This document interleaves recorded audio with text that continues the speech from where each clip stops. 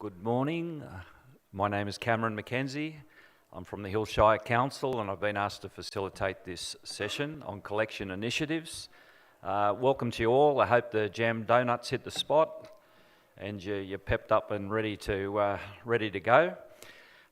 Collection initiatives. In New South Wales alone, we've got 128 different councils. They're all trying to provide a convenient, cost-effective and environmentally sustainable collection service.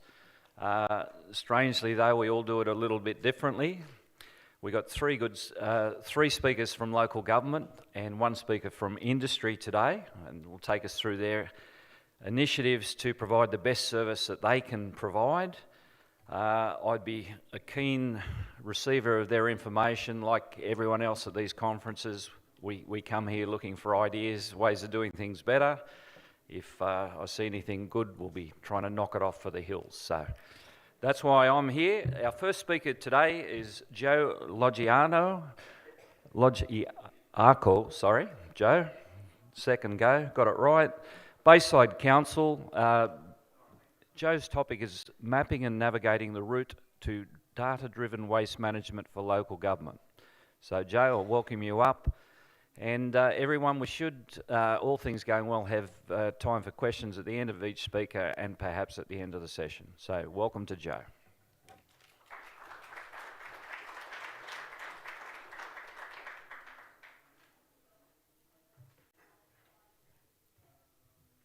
Thank you, Cameron, for that introduction.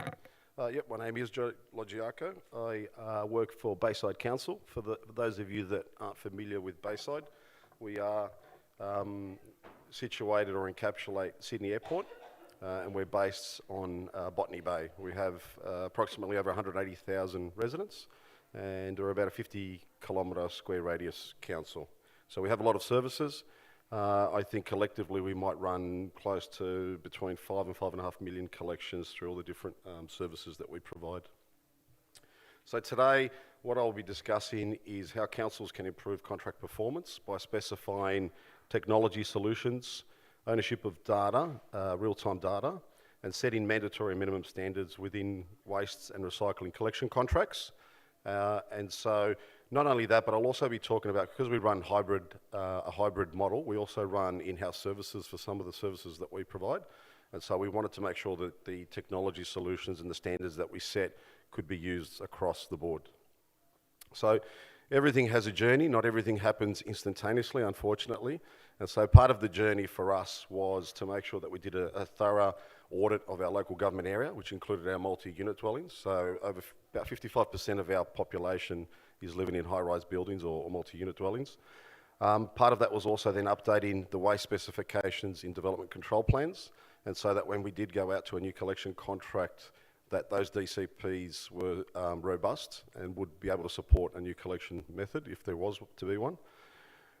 With the technology solutions that we were looking at, we had an extensive EOI process, and so part of that EOI process was to look at what is out there, invite them to come talk to us, and we finally narrowed it down to the best two, and then from that, through process of elimination, we found what was the best one for us.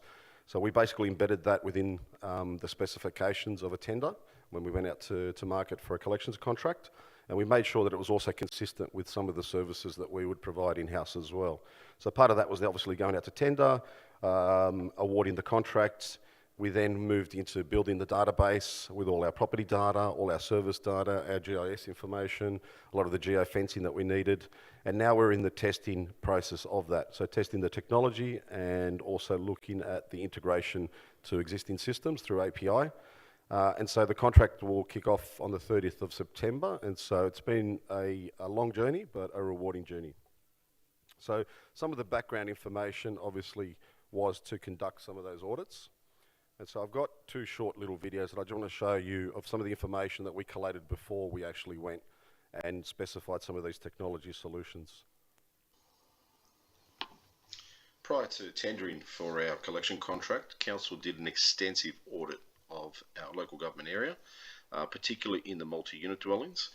And so here, for example, what we have is our GIS system and a very detailed look at where all the bin bay locations are for all the multi-unit dwellings. So as we zoom in, for example, and say we decide to choose on a particular complex, what it will do is it will give us all the information for that. So this will give us the address of the location.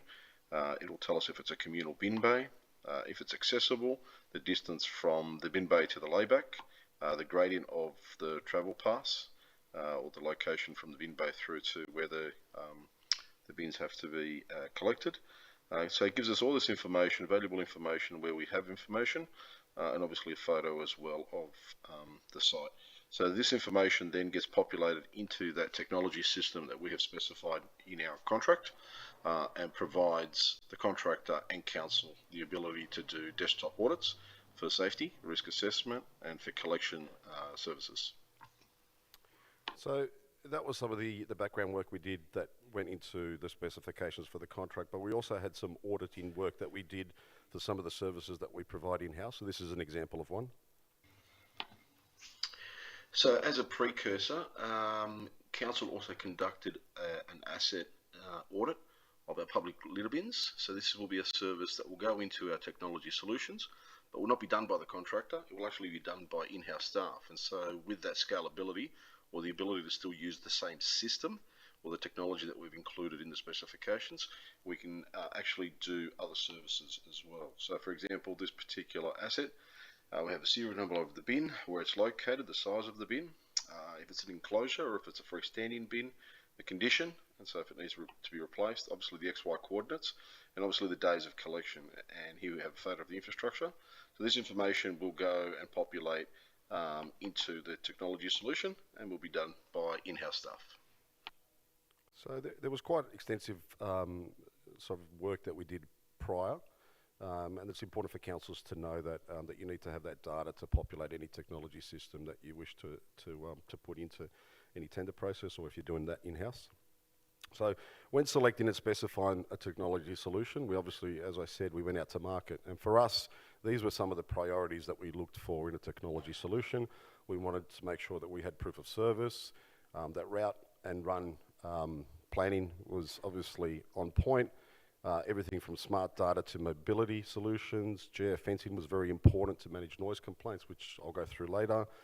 But more importantly, we wanted it to be a customizable and scalable program, because we were using it for some of the services that we were doing as well.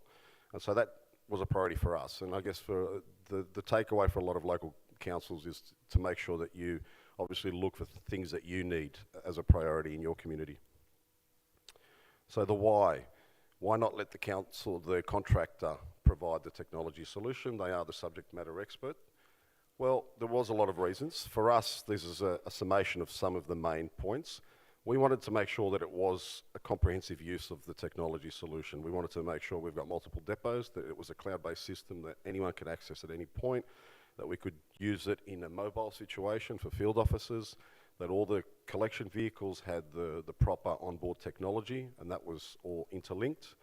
And more importantly, that we had the full features, or the capabilities of full features, because sometimes the contractors may have a great program or a great piece of software, but you may not have full capability or full access to all the features. And so part of that was us owning the data. We are the client, they are our customers. And so part of that was having the administrative controls, and so no restrictions on that. With access to real-time data, that was critical for us. What that does is obviously prevent lag times when you're requesting information. Access to service performance, so key performance indicators, making sure that everything is both measurable and reportable, and easily accessible. Integration components, so as a council we have things that we want to obviously talk to, like our rates database, our GIS systems, we have a waste app, we've got self-service portals, and so we're looking at integration pieces with all those, and obviously the last bit which we've discussed, which is to have it customisable and scalable. So when setting minimum and mandatory standards in collection contracts, obviously a lot of councils would be fully aware that that's what we do, but the next few slides I'll discuss some of the things that councils sometimes don't put in collection contracts that we thought was important.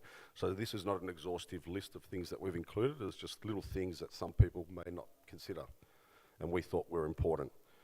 For example, the collection vehicle life cycle. So we ended up tendering for a 12-year contract. And what we mandated was that after year 6, the full fleet gets changed over. And so what that does is it maintains safe vehicles on the road, reliable service, which means a better quality service, and obviously public image as well. They're representing council when they go out there. No one wants to see a 15 or 20-year-old truck on the road blowing smoke. These things have a lot of moving parts, hydraulics, rams, bin lifters, a lot of things can go wrong. We then looked at collection types. And even though we didn't mandate this, we had a very strong preference. And what we did is we were quite articulate with detailing the composition of our local government area, especially the high density areas and the areas that were difficult to access. And so what we suggested was virtually what we got from that tender process, which was nearly an equal split between side loaders and reloaders. The reloaders, particularly in our highly dense areas, where bins cannot be separated evenly apart for the side lifter to pick up, obviously may require a different collection process. Some of the narrow streets, the cul-de-sacs, that requires a different process as well. So yeah, take that into consideration if tendering. For collection vehicles, we also looked at optimal safety standards, and so we know that vulnerable pedestrians are an issue. And so we pushed a lot of specifications in there to make sure that visibility from these trucks was of paramount importance. And so that led towards people tendering towards low entry vehicles that have greater vision. Camera technology. So we did specify a particular brand that we preferred, but we said of equivalent value we would accept. So we put in a standard, and then obviously assessing from that, if you do believe that it is of equal value or better, it's obviously up to you through your evaluation process to accept that. We did set a minimum standard, and by no stretch of the imagination was it the limit. It was just the minimum to say on a side loader, we want 5 cameras, on a rear loader, minimum 4. So some tendered for more. And that obviously helps with property damage claims and things like that. Onboard technology, we made sure that all the vehicles had a set standard, and this was the technology solution that we decided to choose that best fit our needs. From that, we're working on follow-up actions as well. So from something that happens on board, such as a contamination issue, we're just now putting in place systems to go, well, there needs to be a follow-up action. If it is a contamination, is it a letter that goes out? Is it an email that goes out? Is it an officer that goes out? And so we're just trying to connect all the dots with that. Obviously, we discussed it with the fact that it needed to be a robust cloud-based system. Mobility, very important, because we offer services ourselves. So we need field officers out there to do some of the work, and obviously the contractor would too, especially with bin deployment, changing bins over and so on and so on. So collecting that information, going back into the same system was highly important for us. RFIDs, we're rolling that out for the first time in our local government area, but we also mandated a minimum standard of recycled content for lids and for the bodies as well. So that was something that we did a little bit different. And so when we move into that customizable space area or that scalability, I'll just discuss a few key points that we looked at. And so in our program now, we've already started to create, for example, cleaning runs, pavement cleaning, toilet cleaning. These are not your standard waste collection sort of services, but the system that we chose allowed us to build this within the same platform. And so it just makes it easier for us to use one platform as opposed to multiple platforms to run all the different services that council needs to run or manage. Even our street sweepers and the telemetry within these is fabulous, and so we actually got a brand new one coming next week as well, so we're excited to use that one. This, for example, is a run that we've created in one of our the Mascot train station area, and so it's a manual street cleaning crew, and so this is not about technology in trucks, but this is mobility technology as well. So this is all interlinked. And once again, it's not your traditional waste collection service, but it's things that we've sort of linked together.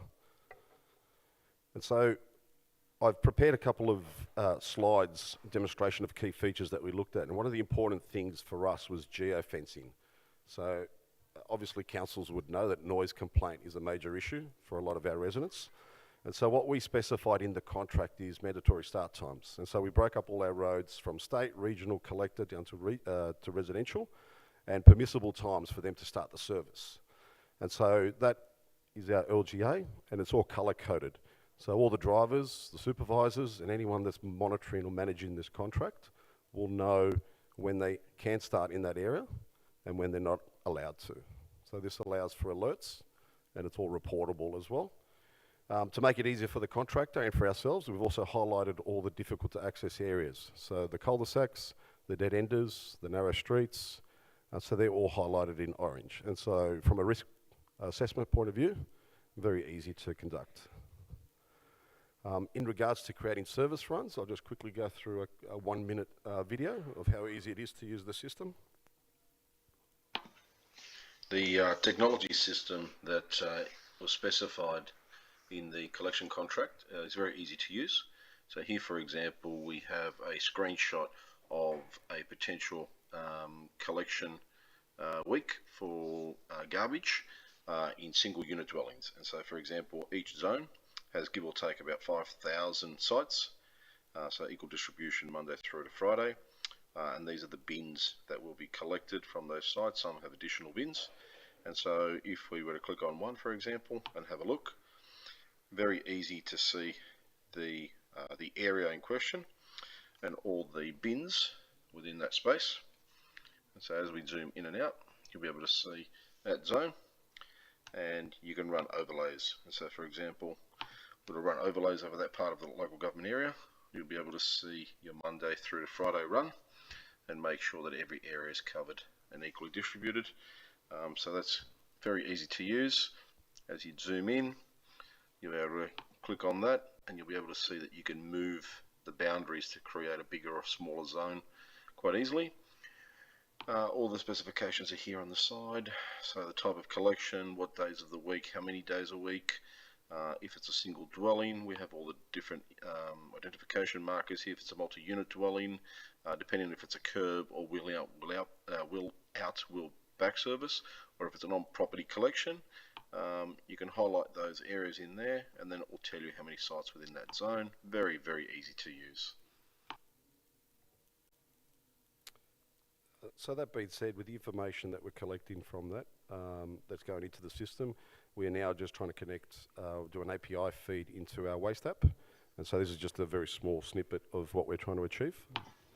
So from that garbage service collection route that we just looked at, that information will then populate all the addresses within that space. And obviously then from that, through an API connection, which we're working on now, towards the start of our new collection contract, which will be in at the end of September of 2024. This information will then populate that information in real time into the back end of our waste app, and will provide our residents, when they log in to have a look at their calendars and their collection service days, we'll be able to provide those new services. And if any days have changed for collection, that information will be in there. So another thing that we did is we broke up our multi-unit dwellings into 2 tiers. So we have the parent address, which is the address, the physical address, and then all the child accounts within that make up all the units. And so because all the multi-unit dwellings are communal bins, when you click on the parent company, it shows the bin allocation when we do our distribution, which is starting in August of this year. And so the bin distributor will go through, and then they allocate, as highlighted in yellow, the RFID and the serial number, which is attached to each one of those assets. So then this becomes the profile for that parent company, but we'll also be able to get information as individual residents ring in based on their child account, which is their individual unit. This is an example of what it looks like managing a run. And so in the top left, top corner, you can see there's 1,044 bins for this particular driver to collect. And as they collect in real time, you'll be able to see that tally go to 1, 2, and so on and so on.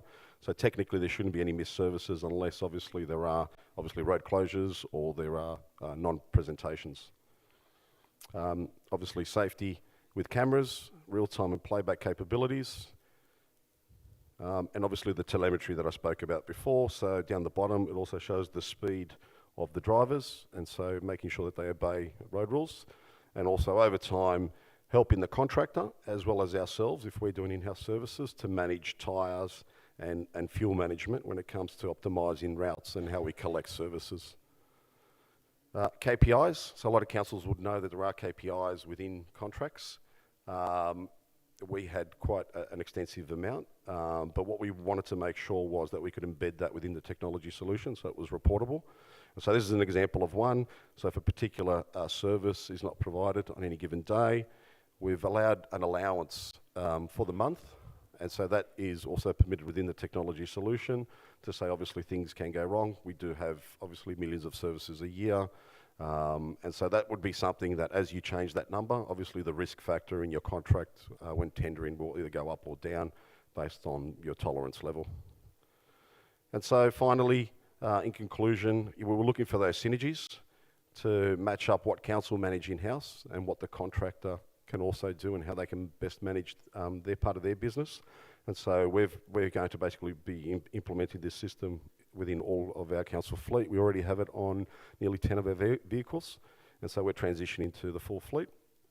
Also having access to all our staff, be it if they're mobile staff or if they're desk-based or office-based staff, and then obviously providing the contractor with their part of what they contract for us to look at, and we will have full accessibility to all the services, be the council services, which are in-house, and obviously the ones that we manage through the contract. Thank you very much for your time.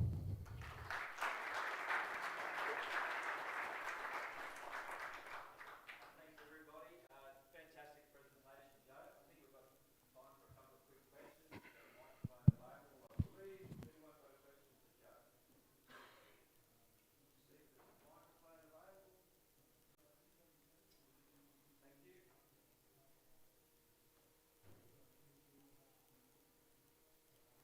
Thanks, Joe. Yep. So with the collection software platform that you were showing there, is that something that council effectively developed prior to the tender or developed yourselves? And then did you require the contractor to use that platform? And was there any pushback, or did you foresee any pushback from contractors that might have something that they use across their fleet generally? Yeah, sure. So really good questions. So the software that we chose is 3Logics, so they're situated here if you want to talk to them, but that was a product that we decided was best fit for us. Obviously, as a council, you would look for what's the best fit for you. So we were lucky that there was already a ready-to-go product, and that they're good to work with because they customise things to your needs. As a council, part of the specifications were that we were going to build the data profile, and so we have done that component, and that was specified within the contract. In regards to pushback, no, there wasn't, because that was the specifications, and so you either have to tender or you have to provide an alternative offer. We had a few that provided both options, where they went, look, this is what we can do if you want to use your system, or we can use our system if you prefer, and this is something else that we're bidding on as well. And so as a council, you can look at both options and see what best fits for you. And look, and some of these companies do have great programs, collection contractors, but because we run a hybrid model, and I do run clean-up, litter bins, I run cleaning programs, I wanted to make sure that whatever program I had was not a second or a third or a fourth program that we have to manage. And so for us, it sort of fit what we were trying to achieve. Guys, I might hold the questions there, and again, if we get time at the end, we might come back to the second question. Joe, thank you very much. Great presentation.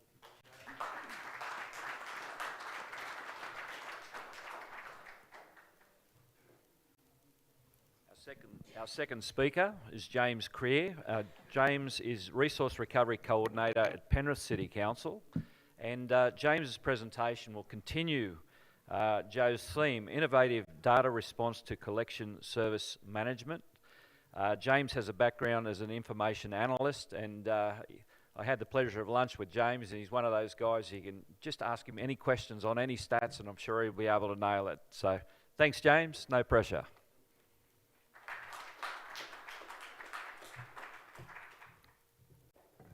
Thanks, Cameron.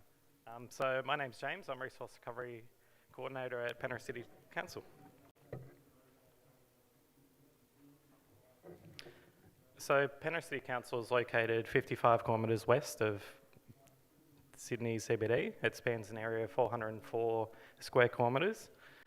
Council is responsible for managing the services for a population of over 220,000 residents and spread across approximately 80,000 properties. As you can imagine, this encompasses a substantial workload with an annual tally of more than 59,000 bulky waste services and an impressive 8 million bin lifts required each year.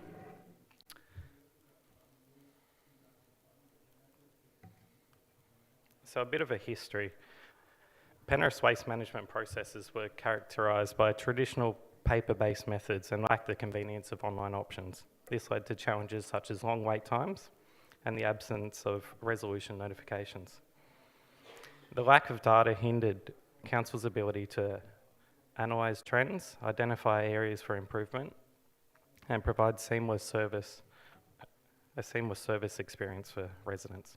Recognising these limitations, we embarked on a journey of transformation, aiming at modernising the waste management practices and aligning them with contemporary standards of efficiency, transparency, and customer satisfaction. So with the initiation of new collection contracts in July 2019, Penrith entered a new era of waste management. These contracts signalled a departure from the outdated practices and moved towards focusing on leveraging new systems to elevate service delivery standards. Integral to this transformation was the establishment of an internal customer experience team dedicated to ensuring that residents' needs remained at the forefront of operational considerations.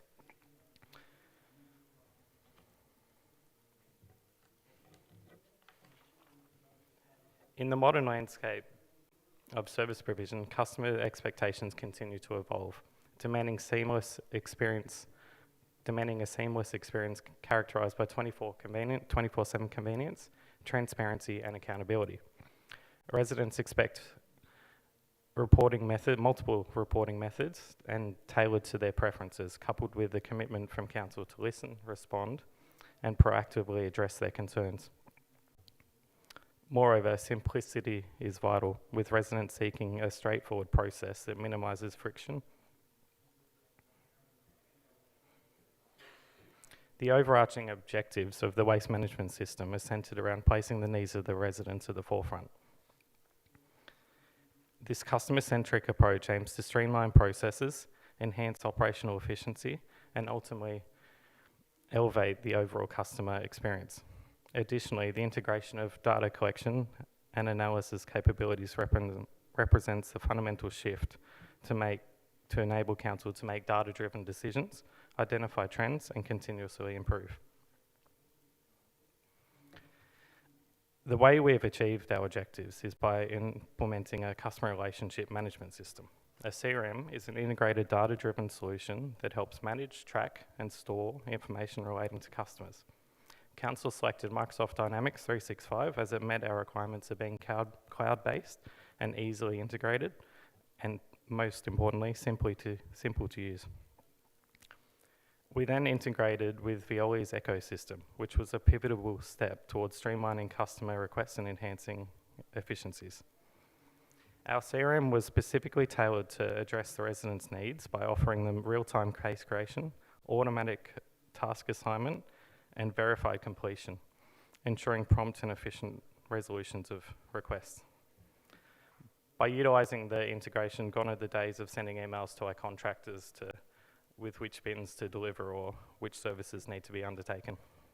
This also ensures that one source of truth comes from Council system, which is also linked to our fees and charges.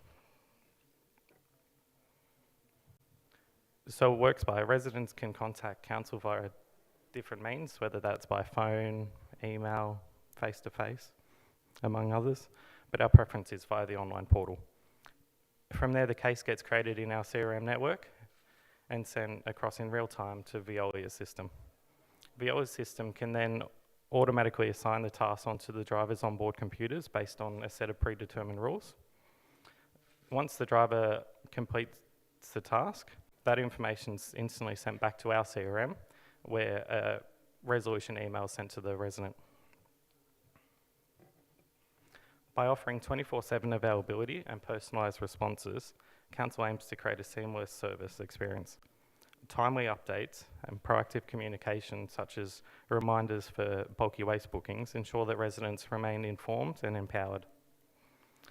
A well-used feature is that residents can add additional comments via the portal. These portal comments go through to our staff for review and response. We believe that this has laid the foundation for a collaborative and mutually beneficial partnership with the community and our contractors.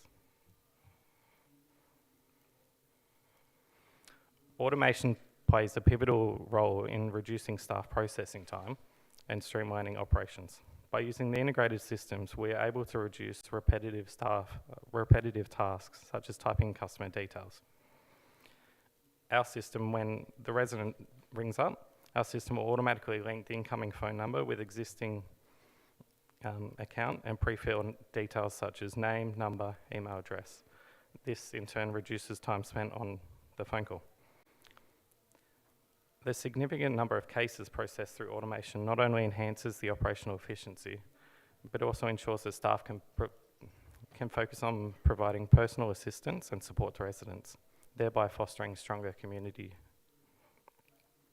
In my opinion, one of the best features of the system is knowing that the vast majority of the cases that get raised through the portal don't get touched at by any staff at all. So the resident raises the request on the portal, it goes straight through the system, and then council doesn't have to touch it at all. Another great feature is that the CRM is holistic in view. So data can be looked at through any type of filter, whether it's relating to a specific person, a specific property, or a particular suburb, for instance. Since our CRM went live, 440,000 cases have been raised relating to waste services. Recently, the CRM was expanded to incorporate all other council functions as well. And initial data indicates that approximately 50% of all the inquiries coming into council's waste related, which shows how much of a waste has an impact within our community.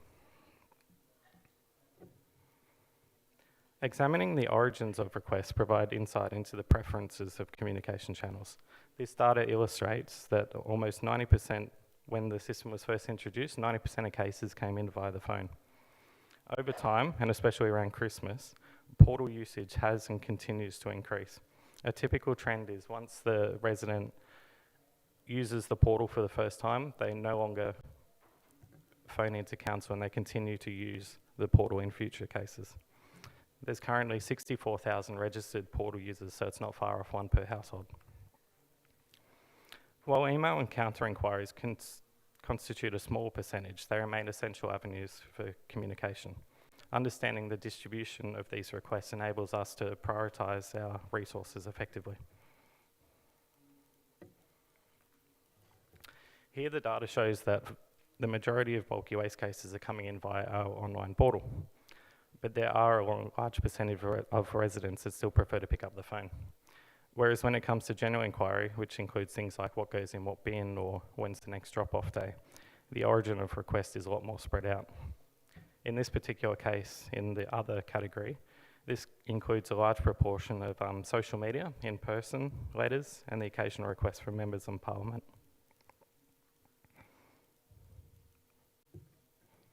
When it comes to missed services, this one is one that I found interesting.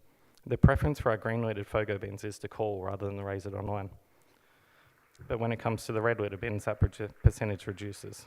We reached out to a number of people, and the general view was that they were worried that if they rang up,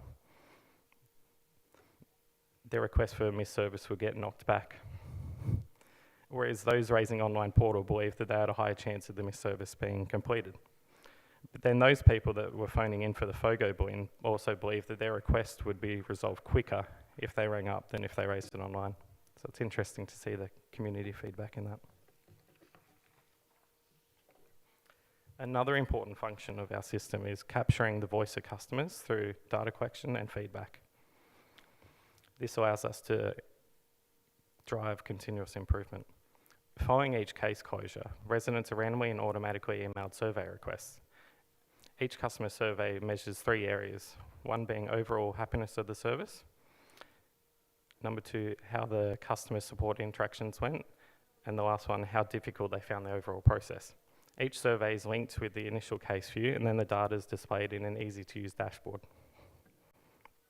which the supervisors can review in live time. By leveraging the insights gathered from customer feedback, we can identify trends address pain points and implement targeted enhancements to waste management services. Presenting data in a way that makes it easy to make informed decisions. For example, in this case, the abandoned bin case type has the lowest outcome score, so that's something that we'll look at focusing on in the future. But it's also easy to get bogged down in the day-to-day kind of negative feedback. So having a positive feedback from the residents that can be easily shared with staff and contractors has been a nice part of our day recently. But as we know, it's not all positive feedback. Data received back, the good thing about our systems being all linked together is that the data feedback received back from our contractor system is matched up with the initial case and also the feedback case, which lets us see the whole picture. So here's one of the comments that says that the person's case was closed off without being completed, the bin not being picked up. But the good thing about our systems all being linked is that the driver swiped it off as the bin wasn't presented, and at the same time, we've got the footage from the images. So the person's bin didn't get presented because they didn't have it out. Having this data allows council to provide evidence of ongoing issues quickly and to verify the customer reports. For example, if a customer says that they're always experiencing missed services, but there has been none reported, then we see that hasn't been reported and nothing's been reported. Whereas if there has been ongoing reports, then we can easily track that and identify what the root cause is, so that in the future it might not happen. For instance, like the person's presenting behind a parked car or something like that. We've got that footage available and it's easily accessible so that we can stop that from happening in the future.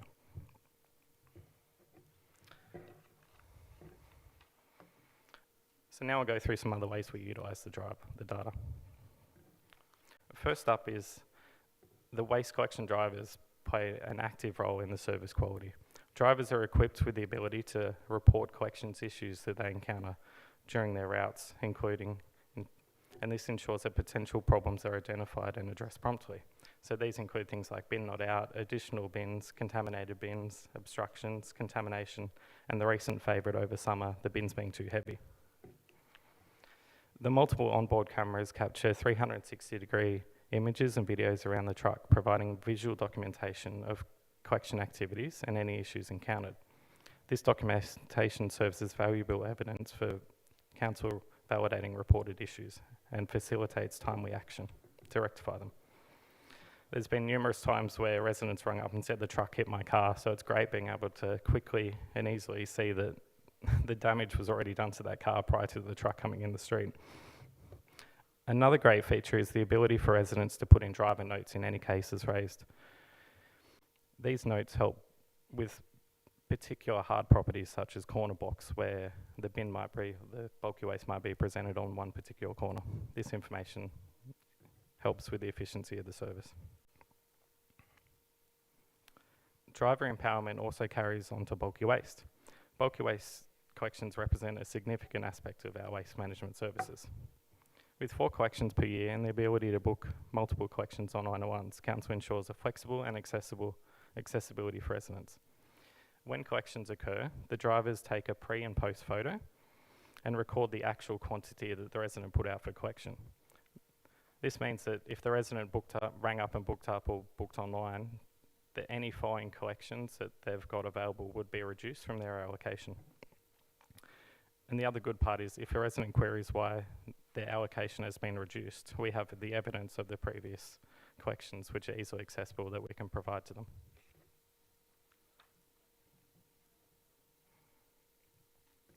Effective contamination management is essential for maintaining the quality and sustainability of waste management services. By using data gathered from the drivers, we implement targeted in-field inspections. An example can be seen in this image here, where we've focused our attention on the hotspot areas. This in turn increases the productivity when our staff are out in the field. The week following the in-field inspections, our resource recovery team are also able to utilise the data from the drivers in conjunction with the video footage from the trucks to determine if the behaviours have improved. This outcome is then logged in our system to develop a full and accurate history of specific properties. The data in our system also gives us the ability to monitor if residents move to a different property. Therefore, their contamination history can be linked together to paint a holistic picture of specific properties and tell us what has actually happened. So, in conclusion, the adoption of innovative technology and a customer-centric approach represents a shift in waste management practices for Penrith Council. By embracing these advancements, Council elevates its waste management standards, improves customer experience, and aligns with contemporary service expectations. Through sustained efforts to listen, respond, and improve, Council demonstrates its dedication to fostering strong community relationships, delivering sustainable, efficient, and transparent waste management services. Moving forward, Penrith remains committed to driving continuous innovation and excellence, ensuring a greener, cleaner, and more vibrant future for the community.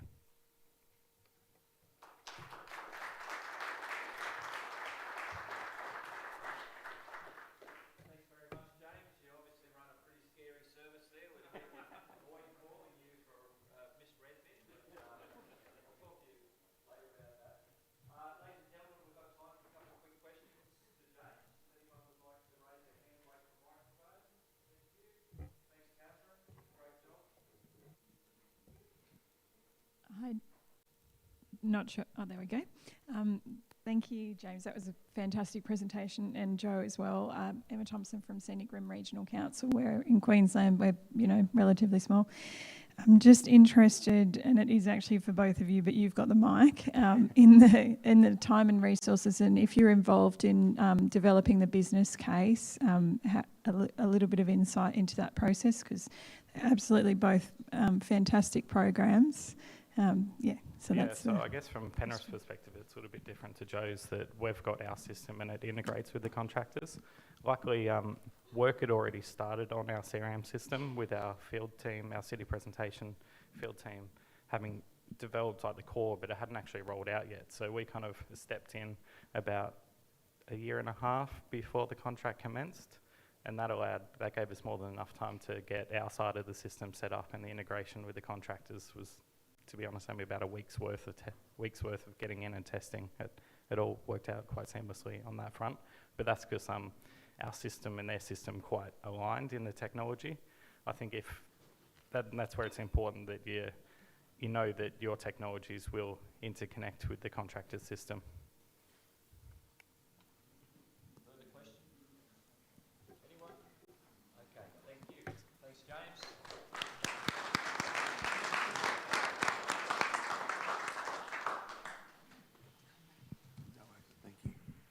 Third speaker, also from local government, but regional, from Maitland Council in the Hunter Valley. We have Ben Lewis, who's a project manager there. Ben will talk specifically about a bulky good service implementation. Thanks very much, Ben.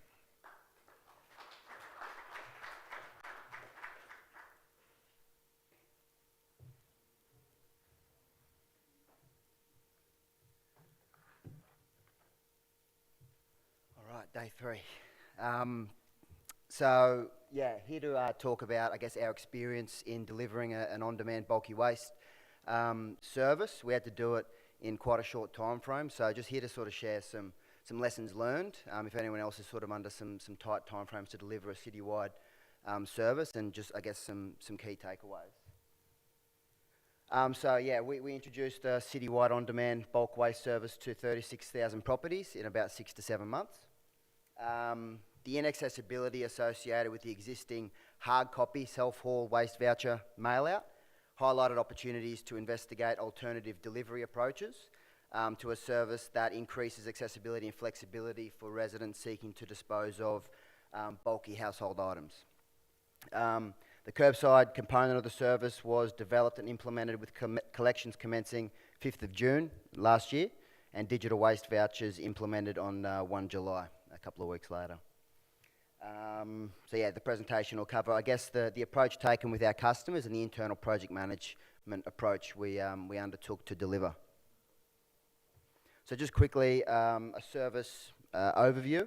Accessibility, convenience and education play critical roles in delivering a new service and maximising its outcomes. So to ensure the greatest accessibility and flexibility for Maitland residents, Council implemented a service where residents can choose 2 services per year, that can consist of either a bulky waste curbside collection or a digital self-haul voucher for waste to be taken to the waste facility. The option of a curbside bulky waste service obviously enables that accessibility for residents with limited or no access to a suitable vehicle or trailer, or for elderly and disabled residents who are physically unable to load and self-haul their waste. Residents can redeem their entitlements via a customer-facing digital portal, and I'll talk about that in a little bit more detail a bit later. For multi-unit dwellings, if there are more than 8 dwellings, then the managing body must book on the resident's behalf and liaise with their occupants, so social housing stratas. Maitland's quite lucky, we don't have very many of those. For the curbside collection component, e-waste metals, mattresses and bundled green waste are collected separately and recycled from the curb. The remainder of the bulky waste residual items, things like furniture, lounges, are taken to Central Waste, which is a specialised hard waste resource recovery provider who achieves a really good resource recovery rate from that type of waste stream. For the self-haul option, it provides the opportunity for obviously resource recovery, but we've also expanded the service offering in terms of customers can dispose of more things that they can't dispose of in their curbside, things like soil and asbestos and things like that. So implementation approach. So education of the customer base was absolutely critical. Full-time project manager, so that was me, to deliver the service in a short time frame without having sort of that dedicated resource to deliver. I think you're battling. Another really key sort of enabler that we had to successful delivery was political and executive buy-in. So having that top-down sort of buy-in actually allowed us to work with non-waste teams and actually have them understand how they are to prioritise the work, because we're under some pretty short time frames. And that collaboration with those teams was absolutely critical. The key enablers for the effective implementation, and I'll run through each of these in following slides, but customer experience and comms, so citywide education campaign, customer journey mapping and creation of marketing and educational assets. Digital transformation, so development of a customer-facing booking solution that's integrated with Weybridge software. Booking system architecture, so basically all your back-end functionalities of the system that actually enables the operation. HR and safety, so we needed people, we needed safe work process assets, we needed those people to be really trained well, so a robust onboarding program. And compliance as well. That was sort of the biggest unknown going into the service, the one that probably we lost the most sleep over. So it's about how do we actually position this service correctly to ensure that we retain the ability to enforce service conditions once the service sort of goes live. So we were really proactive there with our work with our illegal dumping and sort of rangers teams. So digging into each in a little bit more detail. So education, comms and marketing, as I touched on, we've heard a lot about sort of education and sort of comms at this conference so far, and we definitely recognise that that is a key enabler to successful service delivery. So animated videos, a pamphlet that was mailed out to all households, still image library, social media campaign, website overhaul, some truck livery, FAQ development, customer service prep. We really invested a lot of time and effort into the comms and education content. Some key takeaways. The end-to-end customer journey mapping really assisted in comms development. We sort of had some bigger sessions that were facilitated by some customer experience professionals within the organisation. And in those sessions with your non-waste experts, you can actually sort of flesh out your key differences in terms of what the naming convention and phrasing sort of should be. So that definitely helped in our comms development. Again, seek feedback on collateral from a diverse group. So as you're developing a pamphlet or an animated video, making sure that you're releasing, when you're undertaking a review, releasing that content to a broad to a broad group of individuals, not just waste and maybe a comms expert, but making sure there's a number of different eyes on it. In doing that, though, it is the most time-consuming part of the project, we found. Getting and refining I guess, first drafts and getting those first drafts to a point that we're sort of really happy with it was actually really, really time-consuming. Just some more key takeaways. Everyone will have different opinions.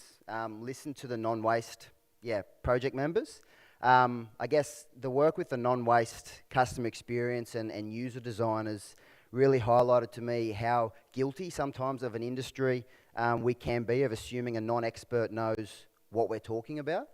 And I think, like, in recognising that, it sort of really helped us get the wording and the phrasing right, which then sort of in part helps with the education of the community. Holding a councillor FAQ ideation session. It's a fancy name, it wasn't really that fancy, but basically this really, really helped. We sort of had the architecture and the framework of the service, and we sort of presented that to the councillors, and rather than them screaming questions back at us and it sort of devolving into chaos, as sort of council presentations sometimes can, we asked them to sort of like break away into groups and put their sort of community hat on and write down questions that they can see their constituents asking about certain components of the service. And so it really helped in terms of councillor engagement. They really sort of felt that they were involved, and it actually helped us. We had a suite of FAQs already developed, but there was a number there that the councillors provided that sort of helped us, again, refine the comms and prepare our customer service team for those inquiries once we hit some customer-facing milestones. Invest time in prepping and increasing the comfort of your customer service team. Sometimes, across a number of areas of council, CET or your customer experience team or your customer service team are often the last to know about something, and they're the ones that are getting the phone calls. So really, we worked a lot with them, brought them in actual comms and FAQ development. So they were really well educated about the service, and so their frontline problem solving definitely prevents an inundation of new service inquiries coming then to your waste team. The booking portal. Scoping requirements, procuring and enhancing a customer-facing booking solution in such a short time frame was another challenge. WasteTrack, which is a product provided by 3Logics, who are here again, was the best architectural fit for our organisation. Had a front-end booking option and links with truck IVMSs for job allocation. We were quite fortunate that the timing of this service delivery came in the midst of council's digital transformation journey. So we actually had some internal digital architecture and program managers who were actually instrumental in the development of the booking portal. The launch of the platform was a real success, with about 90% of all bookings made through the portal. Again, huge unknown. You can sort of release a portal and you might get 90% of people still on the phone, which wouldn't be a great result. So some key takeaways from that process is identify your minimum viable product early. What do you need this thing to do? And that, once you define that, it'll really help you say, well, okay, do we build something ourselves or do we buy something off the shelf and integrate it? During the enhancement process, so once they provide the platform back to you, connect your front-end developers and your digital program managers, again, with that customer and user experience and comms experts to ensure the platform is actually built for customers, rather than the IT team going away and writing certain naming conventions of things in their enhancement of the booking portal, making sure that we have sort of a diverse group, again, working on that process. And again, a diverse group for user acceptance testing. So you release the product, collate 600 lines of feedback and sort of provide that back to the provider. But again, was all really, really beneficial in delivering a really good product. Booking portal part 2, so basically the back of house functionality of the system. So splitting your LGA into collection zones, creating your collection capacities, creating separate runs for your mattresses, your e-waste, your green waste, creating service exceptions, APIs with Weybridge software. So there's a fair bit there. My advice would be make sure that whatever zones you set up with whether you're geofencing or what, make sure that they're flexible so you can modify them based on real world performance. You might get a zone that is always booked out and another zone that you're languishing in terms of getting 10 collections every week. So ensuring you have the ability to actually modify that based on real world results is really, really important. Having the waste operations team owning the establishment of the zone's capacity and runs, that's really, really important. We went in conservatively with a sort of a lower sort of collection capacity because we figured we can always sort of toggle up. It's harder to sort of toggle down. And we really wanted to, I guess, control the standard of the service and the service level that we were providing. Early engagement needed with Weybridge software provider. We probably didn't do this well enough. So I guess lesson learned is that ensuring that when there are those sort of APIs involved, identifying that early on and ensuring you commence those discussions with your separate service providers with project management sort of in the middle of that. And yeah, service exception workflows, again, are journey mapped in collaboration with compliance, customer and waste work streams. So our operators are equipped with a handheld device, and so they get to a pile, and for whatever reason they can't collect the pile, they can only partially collect the pile. It's journey mapping what happens after that, like what message goes back to the customer, when does it sort of come back to council, what sort of reminder messages are there. So really ensuring that feedback loop is integrated and ensuring that your booking system can sort of enable that. So yeah, HR and safety. So we needed people, so it involved talent acquisition, and we really built a comprehensive onboarding and training program for new staff members. They're probably the best trained staff in the council. And yeah, obviously risk assessment development, SOP development, ensuring compliance with regulations. That was absolutely key for us. It's a brand new waste service, and people don't know what they don't know. And we all sometimes can be guilty of thinking, oh, people understand sort of what an on-demand bulky waste sort of service is. They don't. They genuinely don't. So diving into and developing those risk assessments to increase the comfort of your safety teams and HR teams was really important for that. Some key takeaways from that process. We commenced staff 4 weeks before the service start. And that was so they could go through all the mandatory training as well as a few select training modules that we sort of put them through, but also have them involved and owning the creation of and refinement of the safe work process assets. Ensuring that safety, this is something that we probably, again, didn't do very well. But whatever safety review is doing in terms of reviewing your proposed curbside operations, ensuring that they capture changes to your operational processes at the waste facility from your voucher, from bringing vouchers in, that was really important as well. Ensuring your staff are across all educational content. So that's what we also did in that sort of first 4 weeks, so they can positively advocate for the service in the field. Again, that frontline sort of problem solving and sort of conversations with residents are really, really valuable, and again, it prevents calls coming to council. Undertake as many dummy runs as possible with safety teams included. You can, set your collection capacity and your zones and everything like that, but to inform the number of piles that you want to collect and how many houses are in a certain zone, the only way you're going to figure out whether you're sort of in the sweet spot or not is undertaking sort of those dummy runs, so you can determine travel time to and from the waste facility, all that sort of stuff. But ensuring that your safety teams are all actually included in that, so they can actually see, and again, increasing their comfort and understanding of what is actually involved in the service. And yeah, making sure that you sort of set up your new staff with those decision-making guardrails to enable that sort of frontline decision-making. Compliance. So yeah, one of our project objectives was to set up the service in a way that we retain the ability to enforce service conditions. Some councils have completely lost all ability to enforce any conditions in relation to their street cleansing, curbside collection services, and we didn't want that to happen. So we really placed a high level of emphasis on ensuring those compliance-related discussions were actually held early on, and that actually, and the outputs of those discussions helped us design components of the service accordingly. So it was a lot of proactive work with council's rangers before the customer-facing milestones, such as your comms launch and your booking system launch, to ensure that increases in curbside illegal dumping were responded to quickly.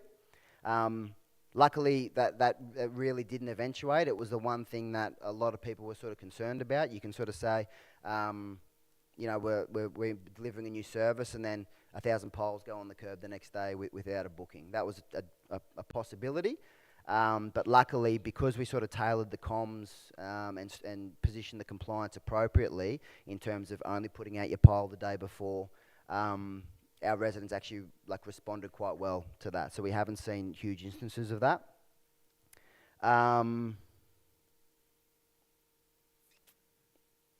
Again, the rangers were actually brought in early during the customer journey and process mapping to provide input on the design of the service, and that benefited many outputs of the process mapping process, such as your comms and how you design your service exceptions and things like that.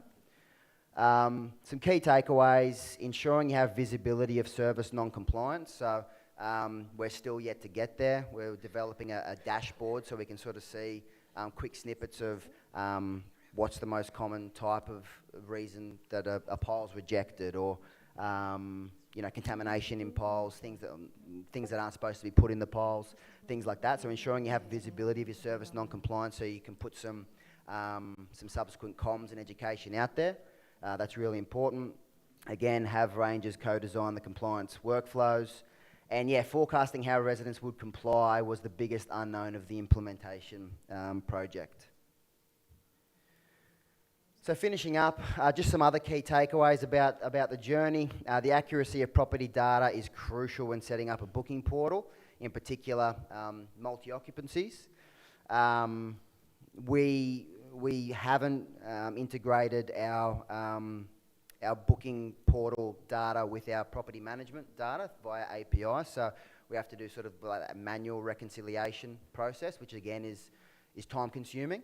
But it's ensuring that process is there, because otherwise what happens is your two data sets start to go like that, and you start to decrease the accuracy of your data, and people will log on thinking that their property's called one thing, but it's called another.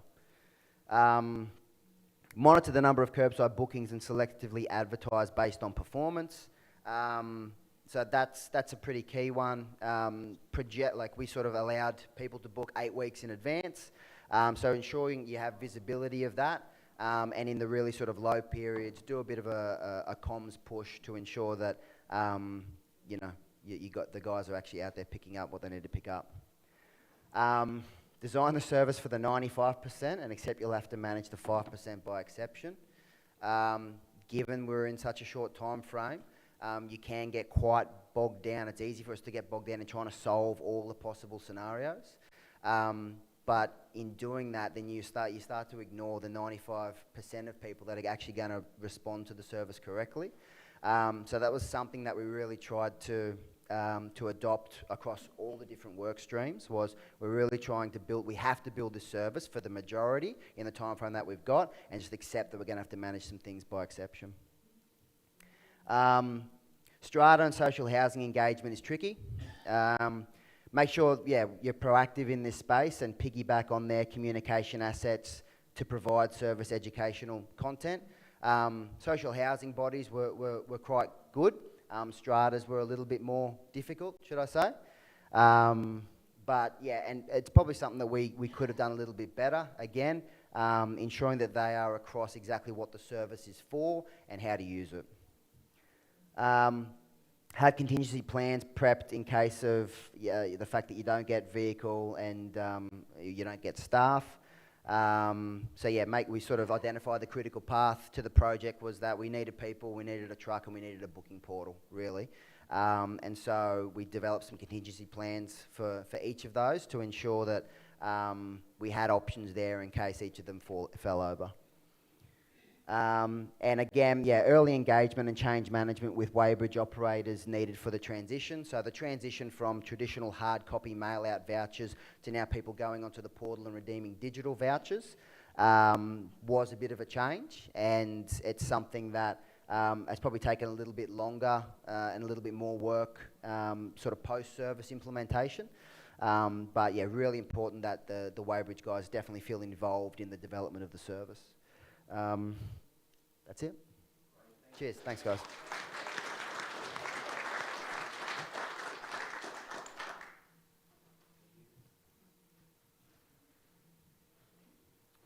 Rightio. We now move to our fourth speaker, and first one from industry. Maree Marshall, who is the Director of Waste Management and Circular Economy from WSP. Maree leads WSP's Waste Management and Circular Economy team, who are respected for their innovation. I note you've got your own cheer squad, Maree. I heard how good a presenter you were from one of your former colleagues, and in fact, before you turned up, they said, look, she doesn't turn up, I know it all, I'll provide the presentation. Thankfully, that's not provided, and I look forward to you speaking. Thank you.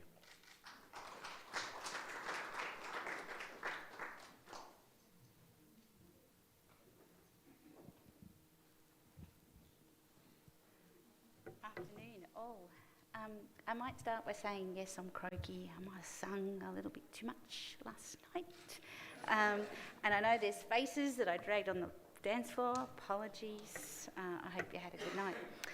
I'm Maree. I head up a national team, a very small team in a very big company. There's 69,000 of us globally, which means my team has resources to bring you international knowledge, and hopefully I can share a bit of that today. I'm actually ex-local government, so I've spent about 20 years of my career in waste. 12 of that was in local government, so City of Melbourne and City of Moonee Valley. So when you sit here and you listen to consultants, I find for my team, and I've got 3 ex-local government staff, that we understand your contracts. We understand the relationship you have with clients and customers. And I personally have run those waste collection contracts. I've listened to those angry customers. And so we take that when we do design. So we design hospitals, towers, a lot of muds. But we also do a lot of feasibility studies. And today you're going to see solutions when the planners remove the streets that are accessible to trucks. I'm talking whole precincts. And then the designers go, well, hang on a minute, I've got to get in a 10.7 metre hook lift truck, or I'm going to attempt to put a rear loader or a side loader down the street that's only for bikes and pedestrians. So I'm going to take you through the options and then the actual case study of what's happening. So here we go. But first, I'd like to share with you, and I'd like you to take a really close look at this.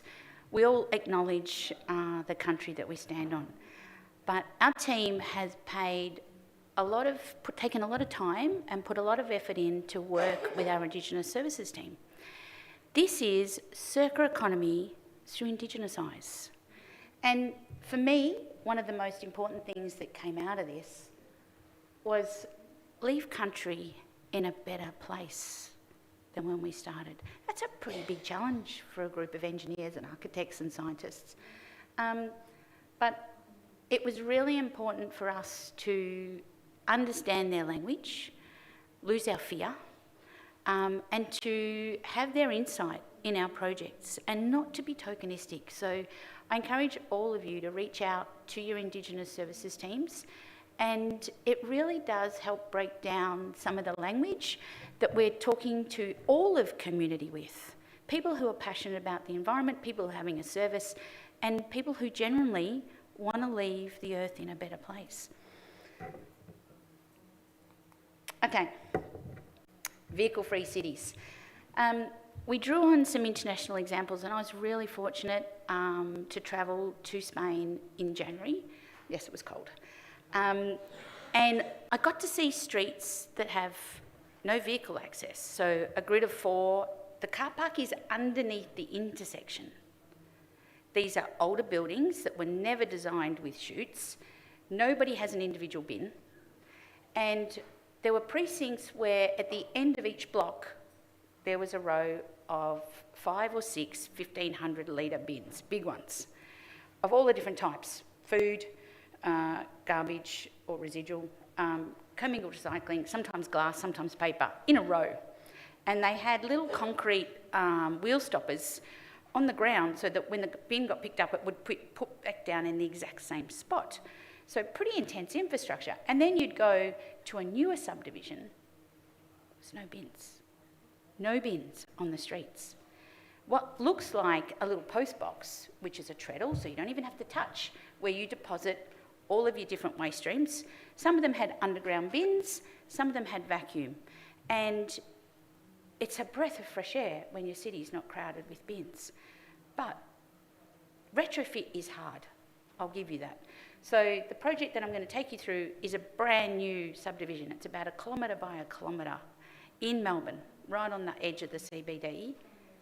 They're going to give me 2 streets for an entire subdivision. So we drew on international examples. We spoke to our international colleagues. I've also been through Belgium on a car-free Sunday, right? It's amazing. And our planners and our industrial designers, and we all want to live in neighbourhoods that are really accommodating pedestrians and bikes. But there's a conflict when it comes to waste. So, how did we get there?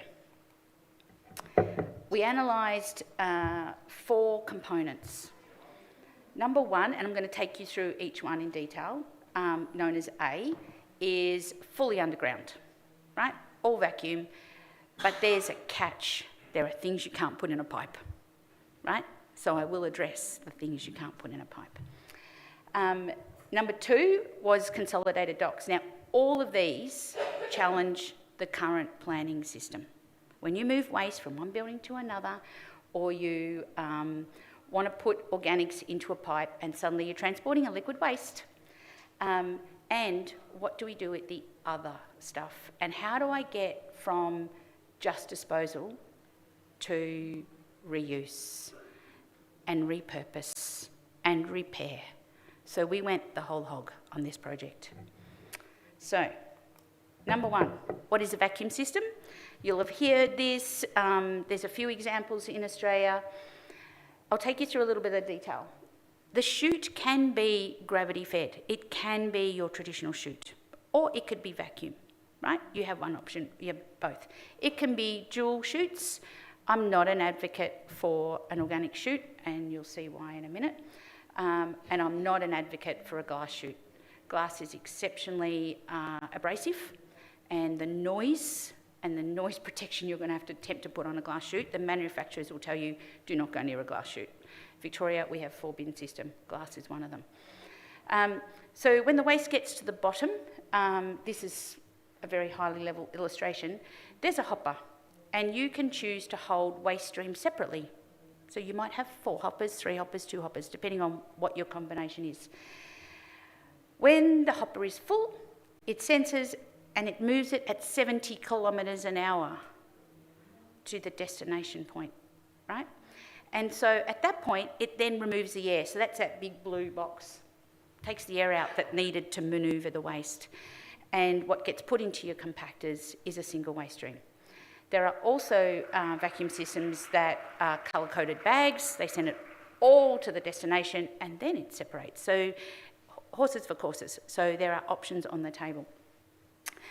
One of the challenges with this is that if you would like to roll out vacuum, start putting blank pipes in every time you do an upgrade of your streetscape, blank pipes early, right? To go back and rip up every road, or in a new subdivision, it's even easier because we design it from the scratch. But if you're doing works and you're thinking that one of your main strips that you're going to go back, and I know there are councils in New South Wales who are already doing this, Put the blanks in now. We're talking about a 500 diameter pipe, right? Put it in early, because we already know what footpaths look like. We've got gas, electricity, telecom, and the pits aren't in alignment for a really good reason, because they're not in one trench, and you end up with pits everywhere, right? So inspection points are going to be another thing we're adding to the pavement. Option 2 is what we call consolidated docks. When you have streets, and I've seen presentations today where you've got difficult to access sites, this is no different. What happens when you cannot get to a building, right? What do you do with it? Now, remembering the precinct that I was asked to design, there were no cars. So I can wheel waste from one building to another because I'm not in any conflict with cars. Bikes, yes, cars, no. What was very interesting is that the precinct I was asked to design did not have a basement in any building. It was because it was Coodle and Silk, for those who know the banks of the Yarra River. There was no basement in any building. Ideally, if you want to do consolidated docks, and I saw some photos yesterday from City of Sydney, if you have a multi-tower allotment, let's say you've got 10 towers going into a precinct, some are a shopping centre, some are retail, versus commercial versus residential, common basement, life becomes really easy. Barangaroo, classic example. So this particular example draws on the next slide, which is the organics one, but twin chutes for commingles and residual waste, garbage. Each building must, this is an absolute must, hold 1 day's waste. You can't transfer it multiple times a day. Your cleaning costs are going to go through the roof. The smaller buildings all go to the bigger building, right? One dock. That dock, yes, will be bigger. The planning scheme, and when the developer releases the plots, they'll need to be in batches, right? That's really common. But that also gives the developers an opportunity to design for the whole system, right? These are really important outcomes. This particular project is a state government parcel of land, and we all know what it's like in local government, because I absorbed the entire suburb of Docklands into the City of Melbourne, is you get handed something that you didn't design, you didn't approve, right? So that early engagement and making sure it's being designed to that local government standard is really important. And you will see at the end some of the challenges with this particular one. So this consolidated dock, right, will end up having enough volume that we now only have 2 compactors and a sludge tank, which we'll talk about in a minute, 2 compactors removed once a week for that group, right? So how many trucks are we starting to eliminate? It's an absolute game changer. And I will show you at the end the actual stats on how many trucks and space we saved. The food organics, I know there's been a lot of questions about MUDs. There's 2 options on the table. You can run a 3rd pipe, so every sink has an incinerator to 1 tank in that building. EPA New South Wales have recently acknowledged that this is a good solution, and then you truck it out as a liquid waste, right? You can dewater before you remove it to try and remove some of the excess water that you've put in. The other model that we've done a lot of work on is in the waste room on every floor of the building where your twin chutes are, is that we're working with industrial kitchen manufacturers at the moment to come up with a unit that's about 50 centimetres by 50 centimetres. It is big enough for you to tip your kitchen caddy in, wash the bucket, go back to your kitchen. The pipe will run down between the garbage and recycling chute. So you know the cavity for your garbage and recycling chute, it's about 1.2 metres wide, it's about 700 deep, it has 2 circles running in it. There's a lot of gap, right? So we've been working extensively with the leading developers across Australia, your Mirvacs, your Lendleases, PDG, Frasers, right? They are ahead of the curve, right? So don't be scared as local government to put some higher demands on the table, or ask them to come forward with options. So in this particular case, this illustration shows it in the kitchen. It doesn't really need to be in the kitchen. It can be one sink per floor. The good thing is the 1 sink per floor is a really good retrofit option. I can tell you there's over 400 towers in the City of Melbourne. that would all have to be retrofitted. 1 unit per floor is a hell of a lot cheaper than trying to get into every kitchen. It won't happen, right? So we're looking at options that can go into new and retrofit. That's a presentation on its own, and I'm happy to chat. So, underpinning all of this is a circular economy hub. All the stuff that can't go in the pipe. Nobody wants broken polystyrene going through a pipe. Nobody wants e-waste going through a pipe. So the idea is that the precinct as a whole has a circular economy hub. Things that would normally go into a community CRC. But it's CRC plus. It has a tool library, a book library, a toy library. It has a repair cafe. When you enable people to actually swap and go with goods, right? If not everybody needs a sewing machine or a power drill. You might only use it once a month. Why would you not offer a community when you've got the opportunity to design a precinct? Give them the opportunity, and we've had this discussion with your typical developers like Fraser's. I can tell you, every new subdivision of 500, 600 houses is looking at this model. Give those people more.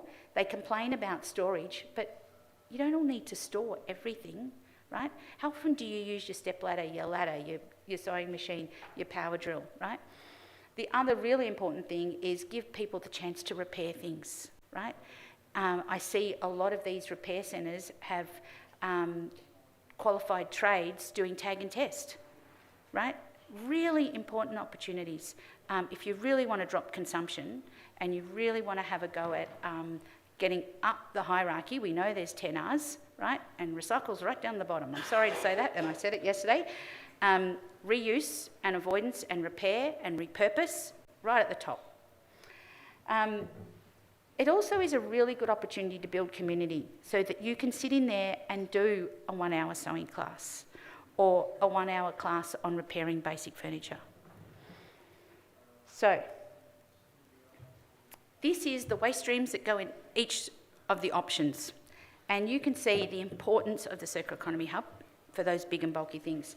But you can also see that the vacuum system is good for your typical stuff that you're putting in your curbside bin, right? And like any chute system, you will have challenges with cardboard when people roll it up and tie it with a piece of string and they shove it down the hole. Yep, it doesn't go around a bend, right? One of my ex-staff had the pleasure of watching what happens when somebody put a porta cot down a chute and it gets to the first bend, right? It's really hard to design out... yes, stupidity, I was going to use another word, but it is really hard to design it out, right? But we do our best as designers. It's a different thing when you shove it in your 120 litre bin and then you've got no space left. So you can see that consolidated docks actually is not a bad option, right? And I know there's lots of councils that have malls, no-through roads, and you're getting, I know everybody's hitting towards the 40 to 50% denser living, right? And we know the federal and the state governments have big builds on housing, and it's all going to come in density. So we need to be early and prepared. So consolidated docks is something that you might want to be looking at. And how does that come into the planning scheme? So, for example, we've got a strip in our area that used to be all car yards. It's all now 7 stories. And like somebody said the other day, nobody wants a gaping big hole for a 4-metre tall garbage truck that needs to reverse in. Well, that's not going to happen on a major road with a bike path, right? So you end up with a very, very big hole, right? Nobody wants that. So how do we work better with the developers to come up with options that are better for amenity, better for safety, and still get even better resource recovery, right? So that's the package I'm looking at here. So how did I put all this into practice? The case study's Arden. For anybody who knows North Melbourne football team, I barrack for them. Yes, we're in the bottom of the ladder. That big green circle is Arden Street, the footy ground. It's got a pool beside it. It's close to the City of Melbourne. You can see the CBD grid on the edge of the photo.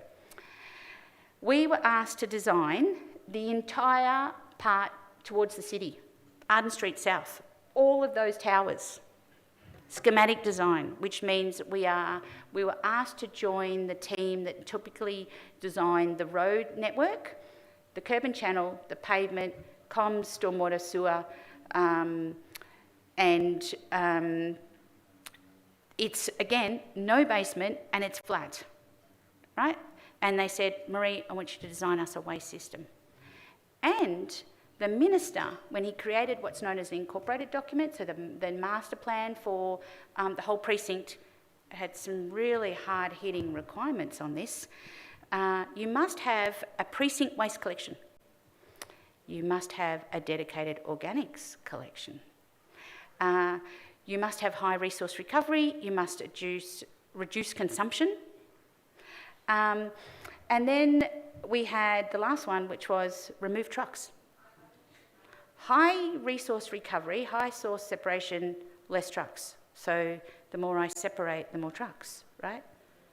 That is a challenge on its own. So, Arden has a lot of residential. It has a lot of commercial. It was, until the budget last week, had a hospital, which that site I think is now going to be chopped up. It has parkland in the middle and a new train station, a very beautiful new train station. It's a brownfield site now. It's ready to go. Streets are ready to go in. So when we started it, it had all these nice roads. And I thought, okay, I can work with this. So option one was business as usual.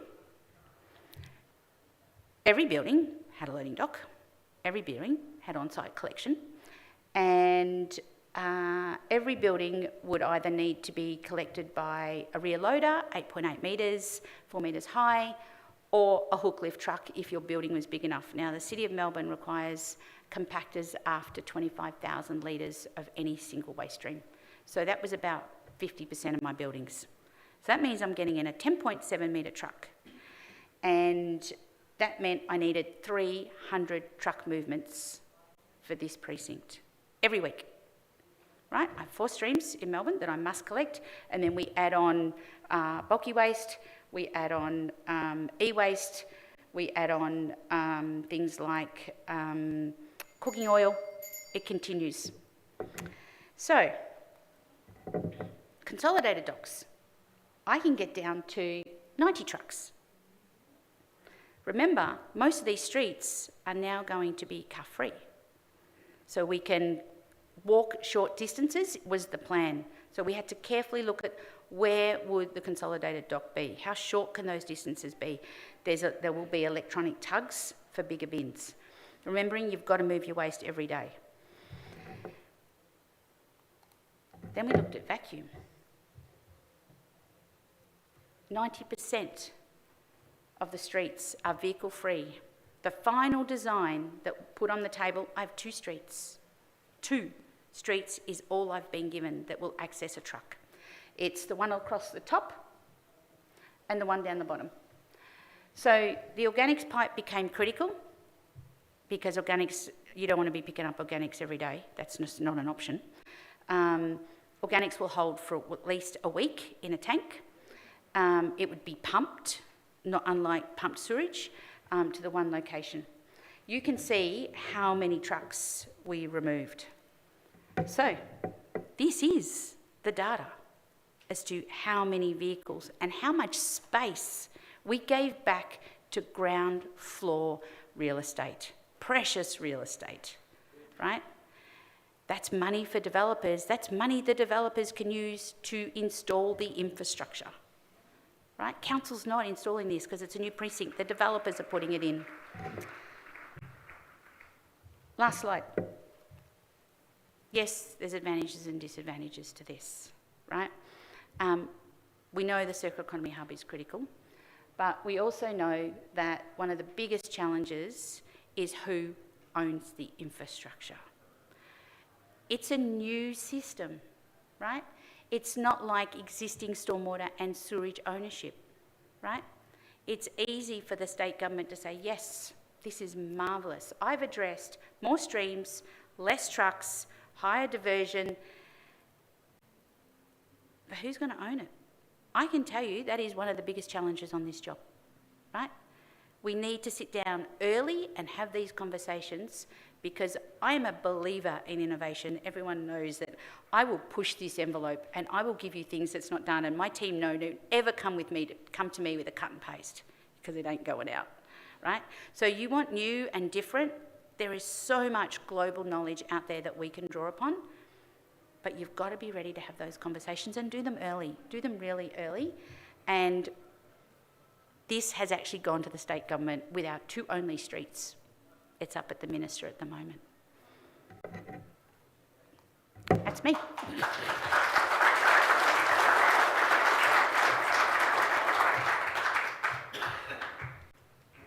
Ladies and gentlemen, thanks for sticking all the way with us. 4 great presentations. Shame there wasn't a little more time for questions. The speakers covered a lot of ground. Very, very interesting. You know what the speakers look like. You can corner them at lunch if you've got further questions. One takeaway, guys, hard to design out stupidity, but you're all giving it a red hot crack. So thank you very much. Enjoy your lunch.